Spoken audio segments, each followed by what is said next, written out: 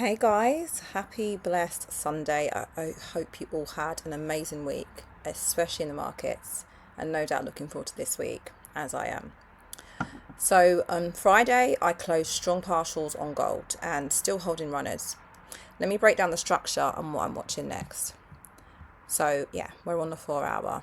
As we know, we had that high at 5602. This is the all-time high currently on gold, and then that aggressive sell-off down to 4402. Since then, price has been building higher lows. So we had, 4655 that held. We then had 4878, which also held. We then had price kind of dip back under that 4878 up to 4842, which may have tricked some traders into selling, but as you can see, that also held. And then we had that break above 5119, which is what I was targeting last week. We are now trading above 5250 and pushing into 5280 and beyond. As long as those higher time frame lows remain intact, my my buyer stays bullish. Down to the H1 where it might be a bit clearer. Yeah, we can see obviously the continuation here. Let me go. Yeah. So we had a little bit of chop in the middle of the week here, but as we could see, price kept rejecting the lows. I held throughout all of this because to me it was fairly obvious that we had I guess after my 5119 target last week, we had a break above that into 5176. Price stalled a little bit Monday and pushed up to the 5250 area, which showed very clear signs of bullish sentiment. We did have that pullback, but to me, price could have pulled back as far as even 5,000 if it really wanted to. However, on the higher time frame, that would still be bullish to me.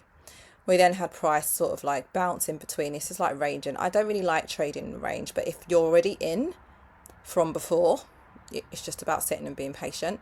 Let me see. So yeah, so this might have fooled a few people, but as I always say, a wick is information, a close is confirmation. That candle closed above that last low of 5144, and then after that we had that sort of here, this is Thursday, and then Friday, that's where we had that massive push up. So as I said,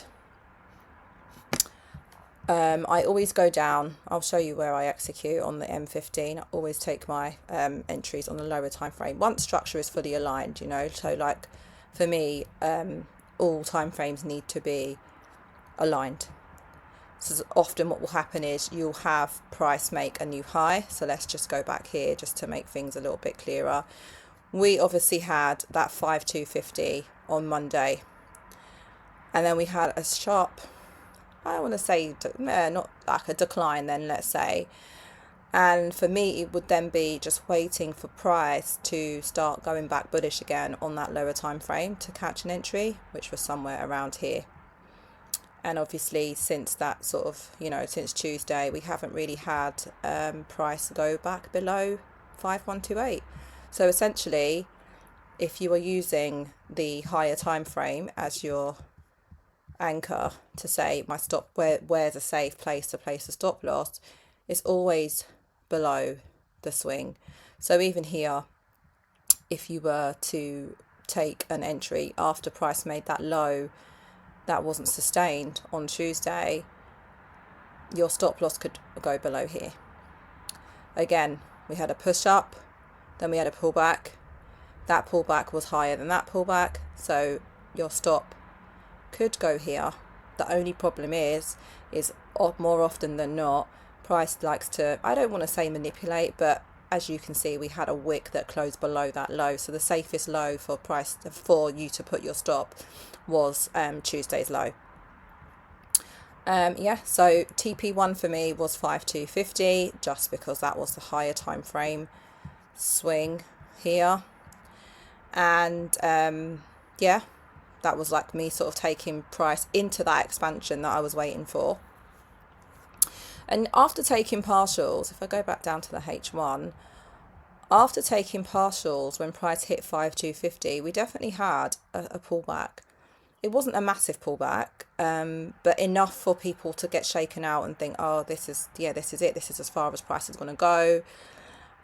But as you can see, we kind of came back to the highs of that, that recent kind of, the price was compressed between like sort of the 5210, 5215 area.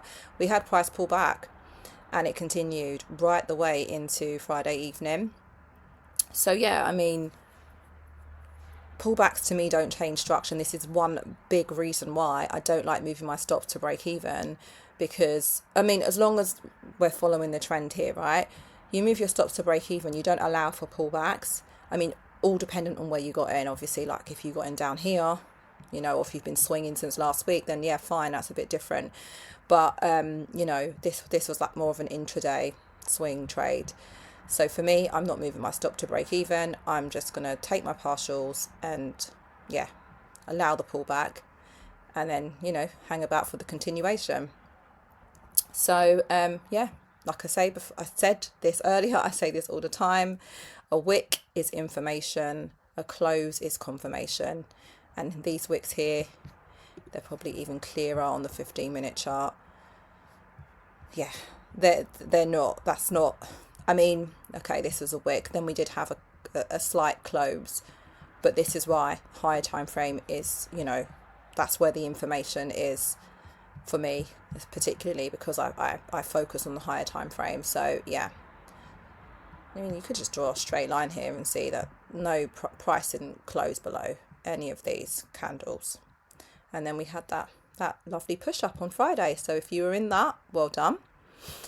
So yeah, going into next week, my current plan is, well, as I said, let's just be clear here, right? 5093 is like the low that's protected at the moment, and on the H4, as long as price does not close below here, I mean, obviously that's quite a big jump from here to here, but if you're a swing trader and you focus on the higher time frames, then this will make sense, right? Yeah, I'm comfortable holding. I'm going to continue to hold and quite possibly look at new positions.